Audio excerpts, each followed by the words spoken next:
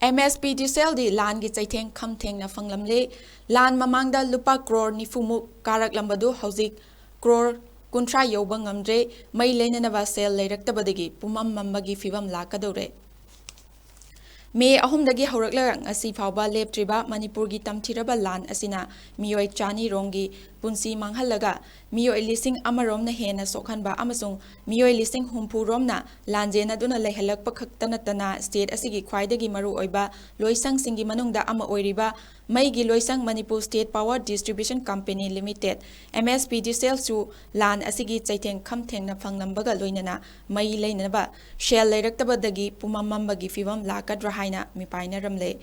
mahausadagi hauna ningthamthagi matamda isingi imaising hanthakibadagi hydroelectric power company singna kalentha amasung nongju thada puthokpa maigi chang yauna puthokpa ngamdabagi mathakta Manipurgidi lan asi haurakthringai gi mamangda MSPDCL na tha amada maidagi lupa crore nifurongi revenue khomjinba ngamlambadu haujikti lupa crore kuntra phawba yauna khomjinba ngamlamdre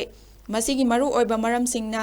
MSPDCL gi mai leiduna sizinaramba miyoi kayagi yumsing paktaknana mai thadokkhibadagi lanjena duna leikhibana makhata mai leiduna sizinaraktaba amasung lan asina maram oiraduna Manipur miyamgi senmitlon gi fibam khangsok soksi lakhibadagi phongna mai leiraga sizinabagi mahutta prepaid meter palabasu pusilakliba mai gi connection aduda prepaid meter ga samna handana huralaga mai thanbagi chang hengalakpa amasung lan manung oibana mahausadagi mai thalaktaba mafamsingda mai hena thangatnarakpa amasung season naroidaba matamda arembada mai thandokpanasu maru oiba maramsing oiramle